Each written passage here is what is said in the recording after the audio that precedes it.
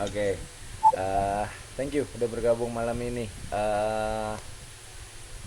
Malam ini kita mau review-review aja sih, dari hasil-hasil tugas yang sudah teman-teman kumpulkan, tugas satu dan tugas 2. Mohon maaf belum semua bisa saya review satu-satu, tapi secara umum alhamdulillah sudah sangat baik. Saya lihat judulnya keren-keren. Ada Mas Jonathan bahas soal fraud dan yang lain-lain, asal tidak terlalu jauh dari ranah ekonomi sih masih saya sih, apalagi yang benar-benar di ranah akuntansi. Alhamdulillah kalau begitu, overall teman-teman semua sudah right on track ya, udah bener apa yang dilakukan, tinggal uh, nerusin aja. Soalnya kalau kita lihat di tugas 2 itu kita udah dikasih template penulisan. Sayangnya saya mau cek apakah ada perubahan template penulisan dari semester lalu. Masih belum bisa karena nggak ngerti kenapa ini kendalanya di saya aja atau teman-teman semua. E-learningnya sering bermasalah ya. Kadang ya Pak, sering 402 gitu Pak, Iya. atau 502 gitu. Makanya jadi cukup menghambat juga sih. Jadi saya mau ngobrolin soal template-nya, jadi nggak bisa. Tapi gini aja, eh ya mungkin nanti teman-teman secara terpisah bisa langsung download template-nya di pertemuan kedua dan susunannya. Pertemuan kedua, sorry, tugas 2 dan susunannya itu sudah ada di tugas 3. Di tugas 3 di situ kan sudah mulai diminta untuk membentuk. Nah, ini kita sudah masuk ke tugas ketiga ya, dimana kita harus sudah mulai membuat karya tulis secara utuh, mulai dari judul, abstrak, dan seterusnya sampai ke daftar pustaka. Nah, jadi secara berkesinambungan teman-teman sudah melakukan tugasnya dengan sangat baik.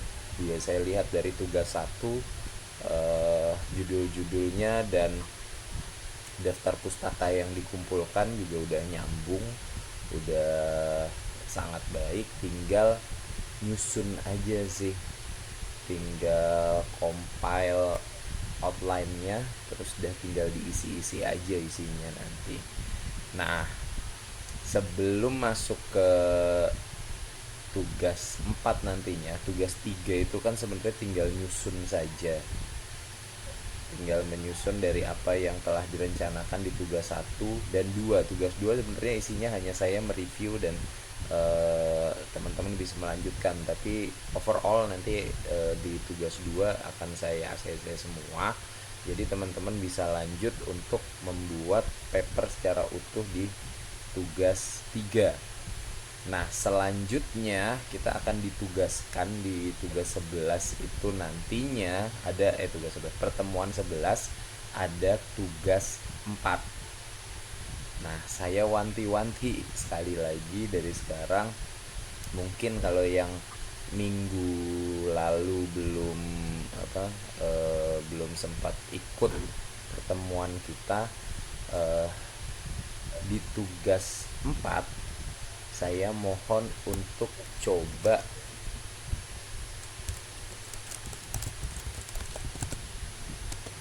buka Shopee-nya. Sebenarnya agak mungkin teman-teman agak bingung ya, kenapa Pak Amri minta suruh buka Shopee gitu ya. Jadi trik saya adalah untuk mengerjakan tugas keempat, bagian tersulit adalah lolos dari plagiasi. Syukur-syukur sekali ngumpulin udah langsung di bawah 30%. Tapi kita hanya diberikan 3 kali kesempatan untuk upload tugas. Jadi maksudnya kita upload satu pertama gitu ya, kita upload pertama kali. Kalau misal masih di atas 30%, Kalau misal masih di atas 30%, teman-teman diberi kesempatan untuk edit tugasnya. Lalu setelah itu dapat kesempatan kedua nih untuk upload. Takutnya masih belum di bawah 30%. Jadi harus edit ulang lagi dan apa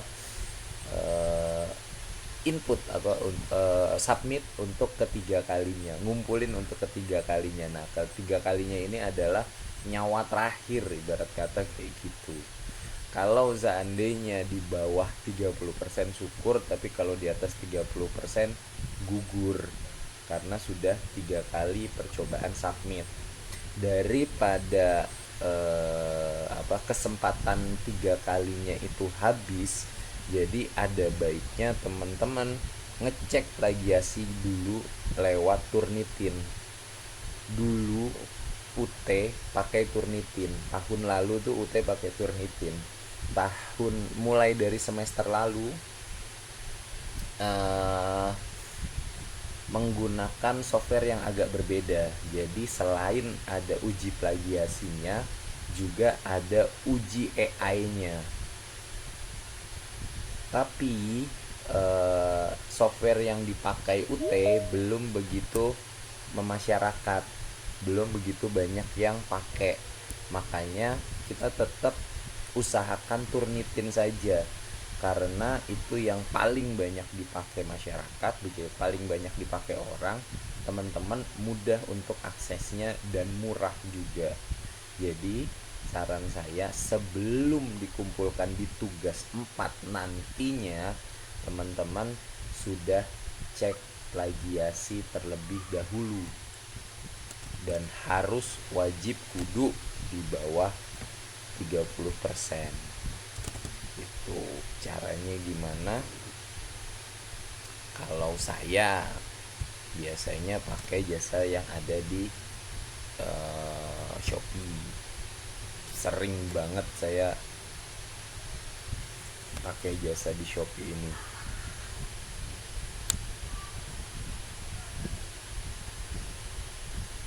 Oke. Nah, jadi di Shopee saya tinggal search aja jasa cek plagiasi Turnitin.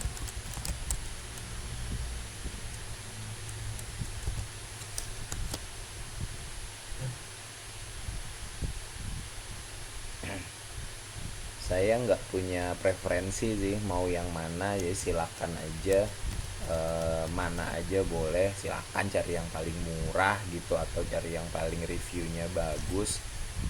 Silakan gitu. Di Shopee ini banyak sekali jasa-jasa cek skor plagiasi seperti ini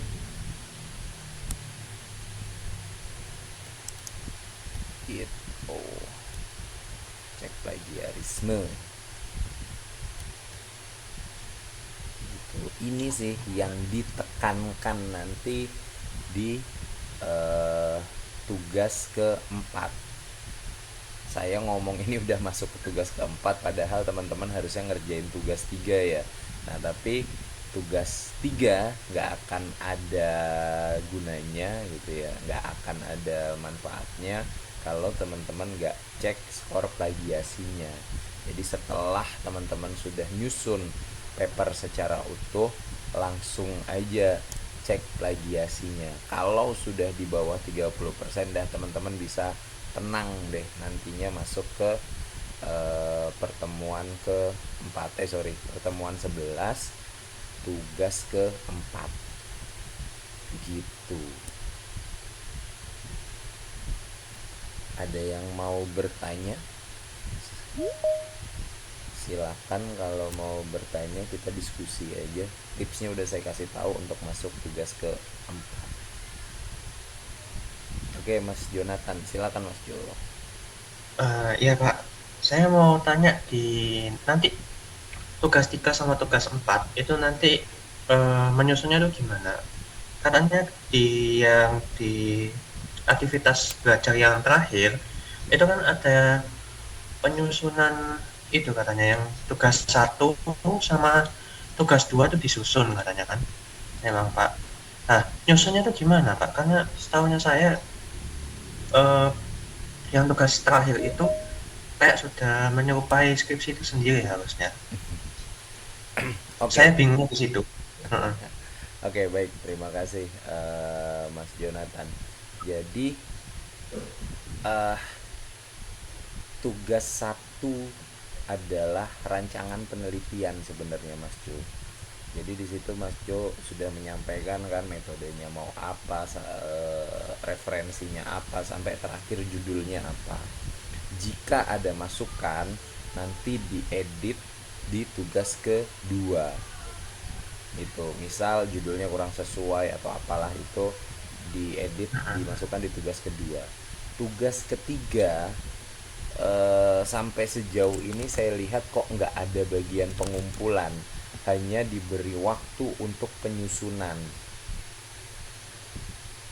Nah, jadi yang disusun adalah sesuai dengan rencana yang telah dibuat di tugas satu. Oke, nah susunannya seperti apa?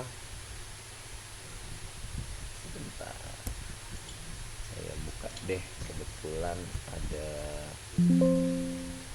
Kalau Mas Jo bilang ini nanti seperti skripsi, enggak sih Mas. Kalau skripsi kan eh, terlalu banyak ya isinya gitu ya.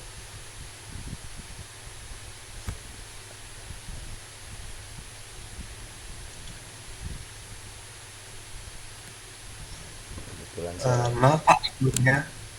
Maaf Pak sebelumnya. Berarti skripsi sama karya ilmiah itu berbeda ya Pak? Saya beda. kira sama. Beda Mas. Jadi sebenarnya karya Oh, ilmiah ini seperti ini nih. Sebentar saya tunjukkan ya. Secara umum ya, ini saya ngasih bentuk contoh secara umum saja karya ilmiah itu seperti apa.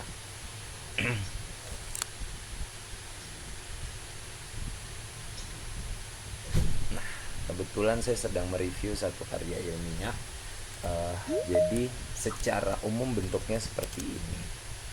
Kalau skripsi itu kan harus sampai ratusan halaman gitu ya, mulai dibagi dari bab satu pendahuluan, bab 2 nanti isinya adalah literatur review, studi pustaka, bab 2, bab 3 itu kita masuk ke metodologi penelitian, bab 4 pembahasan, dan bab 5 adalah kesimpulan dan saran. Itu pasti tebel banget gitu ya, sementara waktu kita kan cuma 2 bulan. Nah, UT akhirnya membentuk satu mata kuliah, ya inilah mata kuliah kita sekarang, karya ilmiah. Jadi yang dibentuk adalah paper, artikel, paper atau artikel yang biasanya nanti akan di-upload, disubmit, diterbitkan di dalam jurnal. Jadi artikel itu seperti yang pernah teman-teman download untuk pemenuhan tugas ke-1 gitu. Secara umum ya ada judul, ada abstrak yang biasanya hanya terdiri dari 100 sampai 200 kata. Ada keyword, di sini kata kuncinya. Lalu mulai dari pendahuluan, introduction,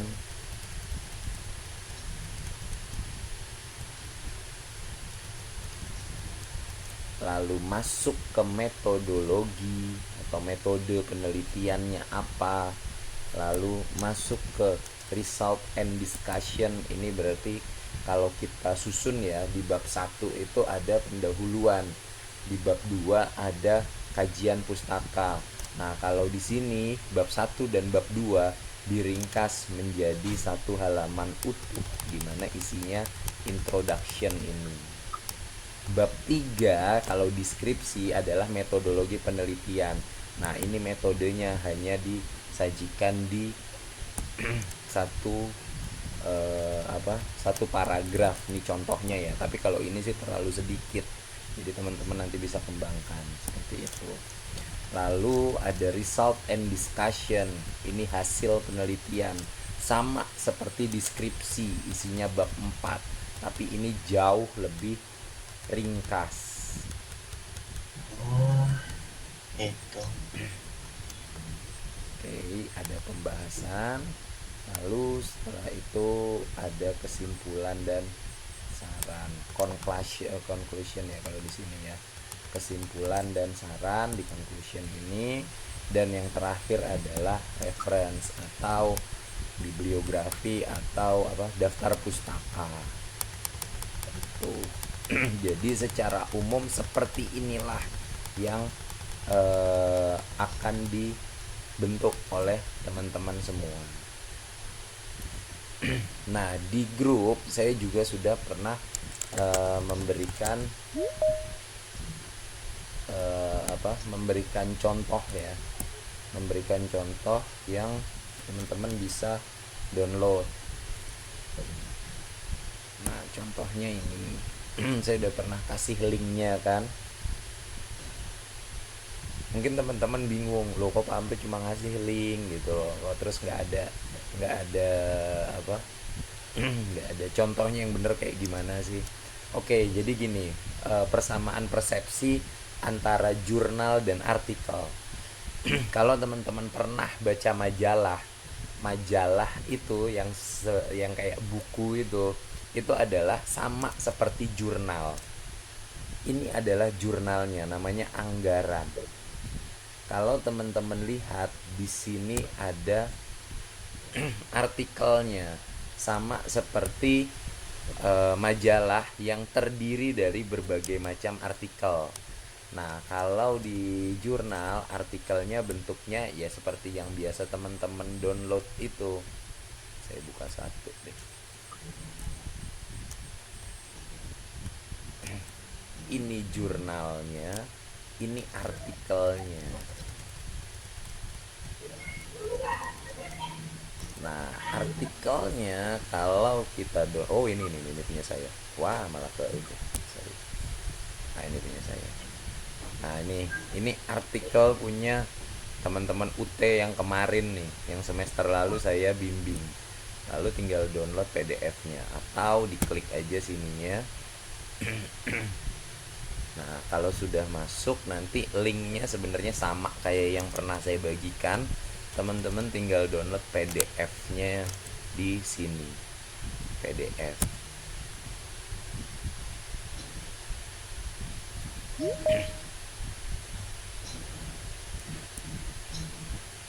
Nah, secara umum susunannya sama seperti yang saya tunjukkan di Word tadi. Mulai dari judul, nama penulis, sampai ada abstrak, pendahuluan, metode penelitian, hasil dan pembahasan,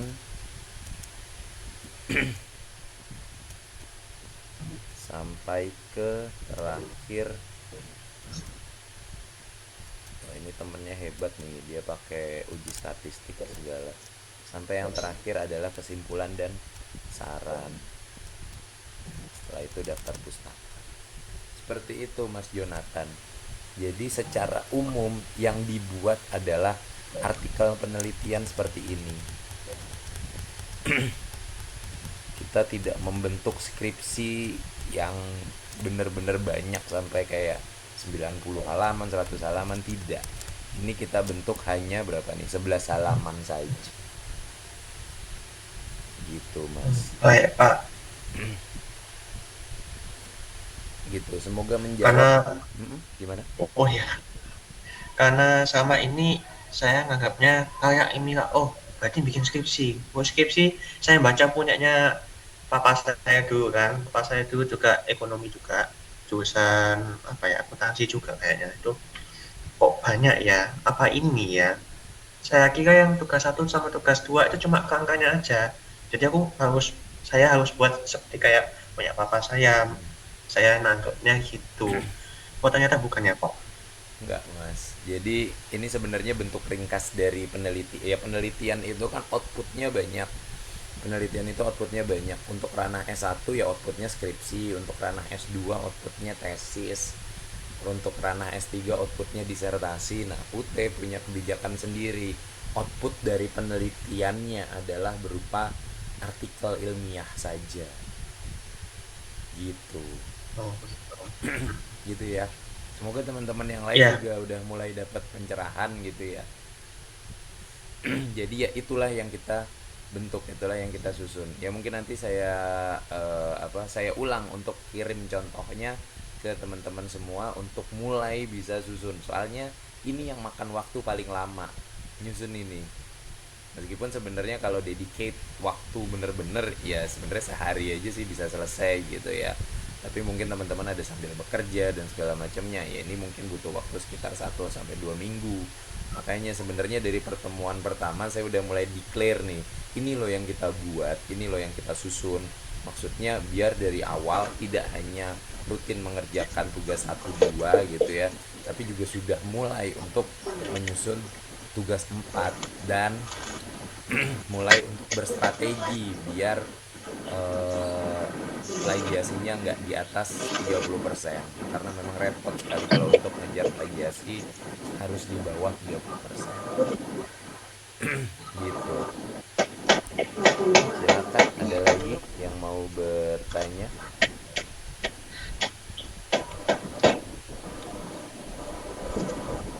Oke, Mas Muhammad Taufik, silakan Mas Muhammad Taufik. Siap, terima kasih. Selamat malam Pak Amri, Oke. selamat malam teman-teman semuanya.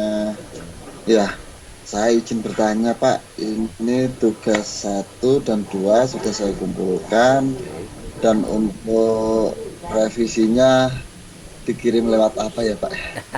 Sebenarnya saya harus ngirim revisi lewat e-learning Mas, tapi e-learning kita tuh sering errornya gitu loh. Oh, Tapi iya iya iya. selama judulnya Mas Taufik ini, coba Mas ada bisa dibaca judulnya nggak? Sebentar. Bentar.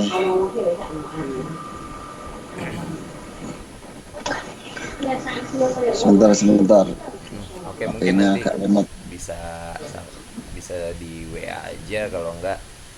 Selama judulnya Mas Muhammad Taufik nggak melenceng dari ranah akuntansi atau ekonomi, secara garis besar sih ya Ya, saya ACC aja sih Mas, santai aja lah. iya. Oh, oh.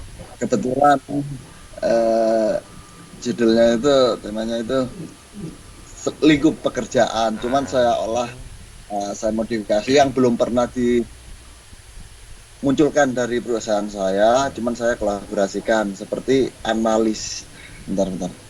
Analisis kendala UMKM dalam penyusunan laporan keuangan di kegiatan pengembangan kapasitas usaha PNM cabang Banyuwangi. oke, Seperti itu. bagus Mas, itu udah Ya, ranahnya masih ini dalam ranah analisis ekonomi. keuangan untuk nasabah. Biasanya kan nasabah itu, permisi maaf ini, nasabah itu setelah melakukan aktivitas entah itu produksi apa, mereka itu juga tidak menyusun laporan keuangannya. Ya, gitu. Cuman itu Oke, saja sih. oke, bagus itu Mohon Mas. arah dan supportnya Pak Amri. Yeah. Siap, saya support kok insya Allah. Yang penting teman-teman Terima semangat kasih. ngerjainnya. Gitu Mas Taufik. Siap. GGG. Siap. Oke, terima kasih Mas Taufik. Lalu ada Mbak Rizvani Aulia, silakan. Selamat malam, Bapak. Malam Mbak. Gimana Mbak? Sebelumnya mohon maaf, saya belum bisa open cam, Bapak. Oke, gak apa-apa. Eh, Pertanyaannya untuk yang tugas 3 itu kan ada mulai nyusun ya, Pak ya. Ya, Kan ada disuruh nyantumin judul, terus yang kayak pendahuluan yang kayak gitu. ya. Nah, untuk yang autornya itu Bapak eh, Oh, kan di situ tercantum ada 2 ya. Nah, first author sama second author. Nah, ya, yang saya lihat dari artikel yang Bapak kirim itu sebelumnya ada nama Bapak ya? Apa ya. yang sekarang kita kerjain juga perlu dicantumin apa gimana?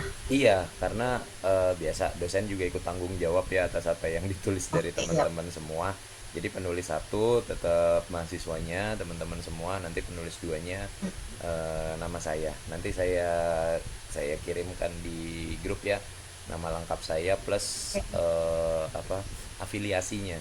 Kalau teman-teman semua kan universitas terbuka, mungkin kalau saya nanti agak berbeda.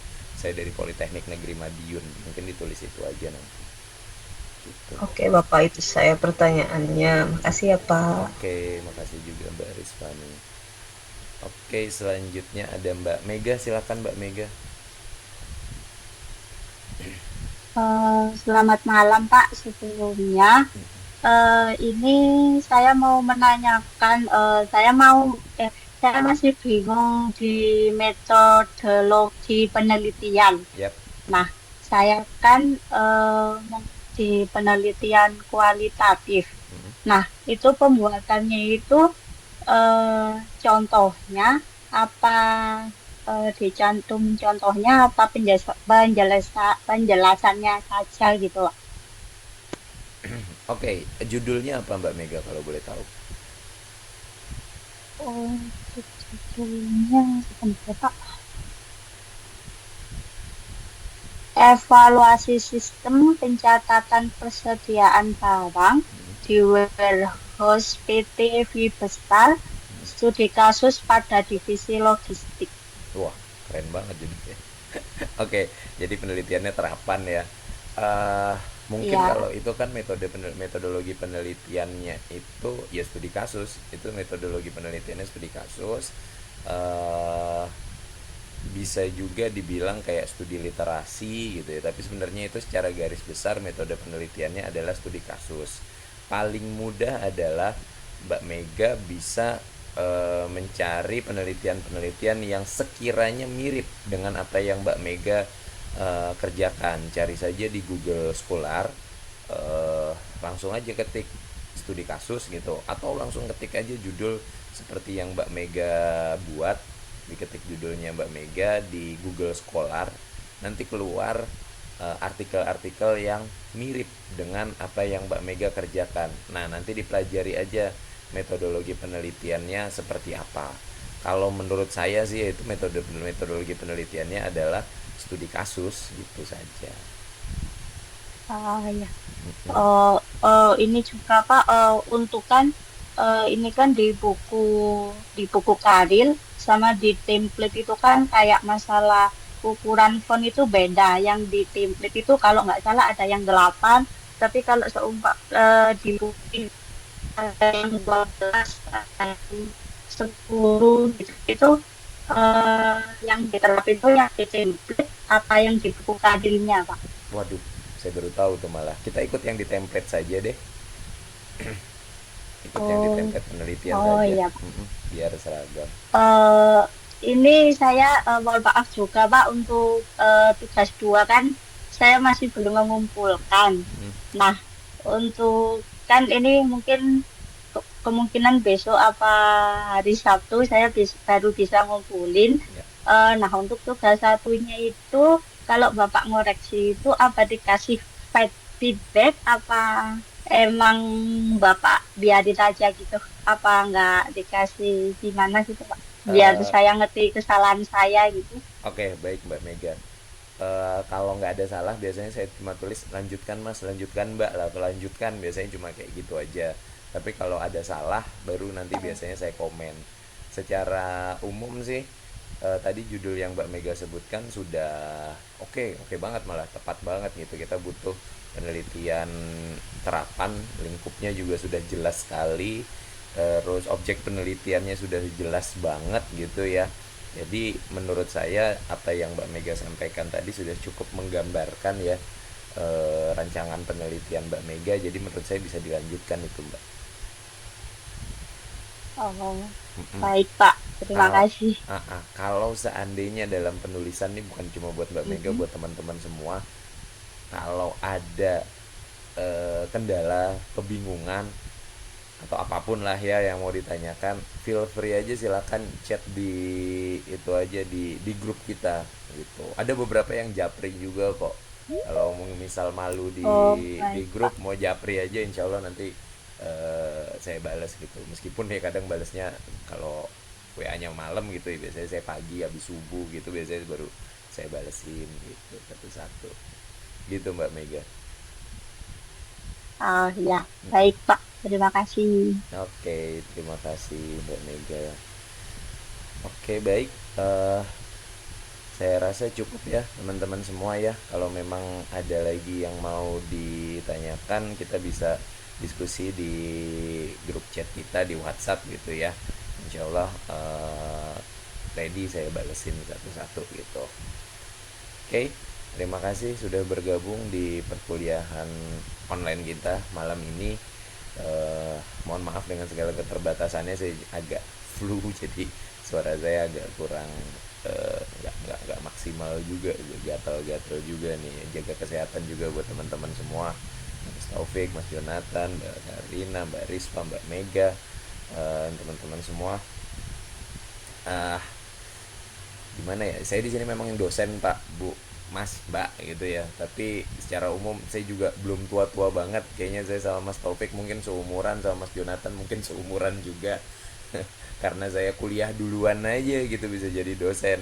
Nah jadi nggak usah ragu, nggak usah sungkan kalau emang mau tanya, WA aja, anggap aja temen gitu lah, nggak usah terlalu resmi-resmi banget, casual aja gitu.